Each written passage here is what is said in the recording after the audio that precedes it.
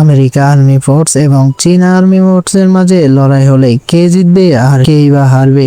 আর এই লড়াই যখন 1 ভার্সেস 1 স্নাইপারে চলে যায় তখন এই যুদ্ধ কত ভয়ানক হবে। আর যখন নিউ স্নাইপার আর পুরাতন জং ধরা স্নাইপারের কথা আসে তাহলে তো কোনো কথাই নেই। তাই আমি আজকে এরকম একটা ভিডিও নিয়ে তোমাদের মাঝে হাজির হয়েছি যেখানে চীন আর আমেরিকা আর্মি ফোর্স যুদ্ধ করবে। তো চলো আর বেশি কথা না বাড়িয়ে আজকের মুভি এক্সপ্লেনটি শুরু করা যাক। মুভির শুরুতে দেখা যায় যে চীনের আর্মি ফোর্সরা তাদের ক্যাম্পে ফিরে যাচ্ছে, কিন্তু তখনও আমেরিকান আর্মি ফোর্সদের স্নাইপারের গুলিবর্ষণ থামেনি, যার কারণে তাদের মোট 492টি মানুষ মারা যায়। কিন্তু তারপরও তারা থামেনি, তারা যুদ্ধ জারি রাখে। আর ওই গাড়ি যাওয়ার সময় হঠাৎ করে ওই গাড়ির উপর এক আত্মঘাতী রকেট লঞ্চার দিয়ে আক্রমণ করে বসে আমেরিকান আর্মি ফোর্সরা। আর এই আত্মঘাতী বোমা হামলায় মাত্র 4 জন চীনা আর্মি ফোর্স বেঁচে যায়, যেখানে একজন স্নাইপারধারী মানুষও ছিল। তারপর দেখানো হয় যুদ্ধ ময়দানে, যেখানে আমেরিকান ফোর্সরা যুদ্ধ বিমান আর একের পর এক রকেট লঞ্চার দিয়ে আক্রমণ করতে থাকে, যার ফলে চীনা আর্মি ফোর্সরা মরতে থাকে।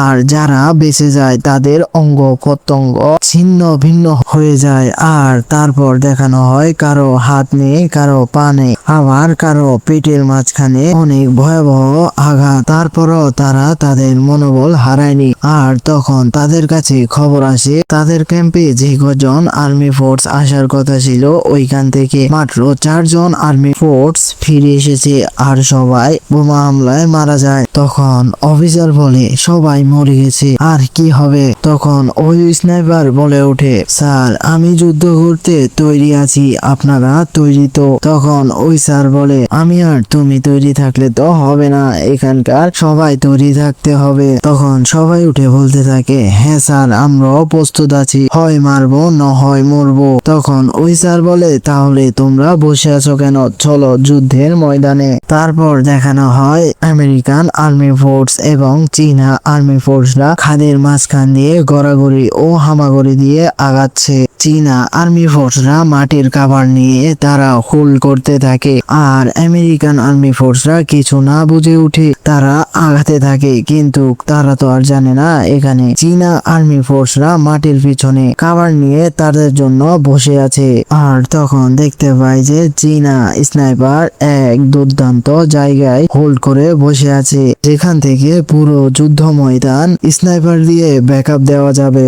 আর চীনা আর্মিরা স্মোক বোম এবং মাটারশিয়াল নিয়ে রেডি হয়ে আছে, যখন আমেরিকান আর্মি ফোর্সরা আসবে তখনই তাদের উপর হামলা করে বসবে। আর আমেরিকান আর্মি ফোর্সরা কিছু বোঝে ওঠার আগে চীনা আর্মি ফোর্সরা তাদের উপর আক্রমণ করে বসে। চীনা আর্মির গোলাগুলি আর হেভি মেশিন গানের কারণে তারা এক প্রকার ধরাশায়ী হতে থাকে। আর এইদিকে উপর দিয়ে চীনা 2 জন স্নাইপার ব্যাকআপ তো দিচ্ছেই, যার ফলে আমেরিকান আর্মি ফোর্সরা কাভারে যেতে এক প্রকার বাধ্য হয়। আর যখন আমেরিকান একজন স্নাইপার এক মারাত্মক হেডশট ও মারাত্মক বডি শটের মাধ্যমে কিল করতে থাকে, তখন চীনা আর্মি ফোর্সরা এটা থেকে তো হতবাক হয়ে যায়। আর তখন আমেরিকান আর্মি ফোর্সরা রকেট লঞ্চার দিয়ে আক্রমণ করতে থাকে, যার ফলে চীনা আর্মি ফোর্সরা এবার ধরাশায়ী হতে থাকে। আর তখন আমরা মেইন চরিত্রের নাম জানতে পারি শ্যাং সোয়ান, যে এখন পর্যন্ত একটা গুলিও করেনি। অফিসার যখন বলে কি হয়েছে তুমি দেখি একটা গুলিও করছো না, তখন শ্যাং সোয়ান এক মারাত্মক স্কিল ও মারাত্মক শটের মাধ্যমে আমেরিকান আর্মি ফোর্সের কাছে থাকা গ্রেনেডের উপর গুলি করে বসে, যার ফলে একসাথে 5 জন মারা যায়। তখন সে এক এক করে মারতে থাকে আর গুনতে থাকে। শ্যাং সোয়াং এর এরকম মারাত্মক স্নাইপার কাভার দিয়েও তাদের কোনো কিছুই তারা করতে পারছিল না, কারণ তারা যে রকেট লঞ্চার দিয়ে তাদের উপর আক্রমণ করছে তার কারণে চীনা আর্মি ফোর্সরা মারাত্মক জখম আর এক এক করে মরতে থাকে। তারপরও তারা তাদের মনোবল হারায় না। তখন তারা যুদ্ধ করতে করতে দেখতে পায় যে তাদের গানের ম্যাগাজিন শেষ হয়ে যাচ্ছে।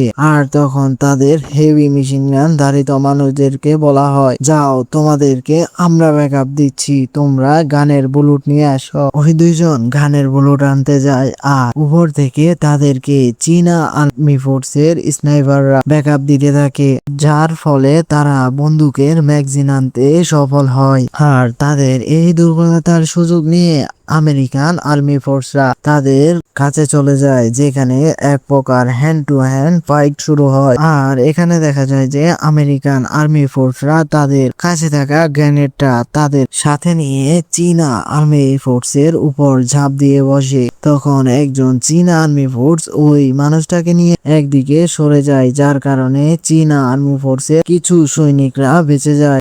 আর আমেরিকান আর্মি ফোর্সের এরকম বোকামির কারণে চীনা আর্মি ফোর্সের দুই দক্ষ স্নাইপার ওই সকল আমেরিকান আর্মি ফোর্সদেরকে মেরে ফেলে, যার ফলে চীনা আর্মি ফোর্সরা ওই মর্মান্তিক যুদ্ধ থেকে বেঁচে যায়। তখন দেখা যায় চীনা আর্মি ফোর্সের ক্যাম্পে একজন স্যাংশনকে জিজ্ঞেস করছে, আপনি এখানে কি করছেন? তখন স্যাংশন বলে, আমি এখন হিসাব করছি আমি মোট কতজনকে মেরেছি, আর আমি এই যুদ্ধের পর এই বাক্সটা পুরো চাই। তারপর দেখা যায় যে তারা তাদের ব্যাকআপ নেওয়ার জায়গাটা মেরামত করছে।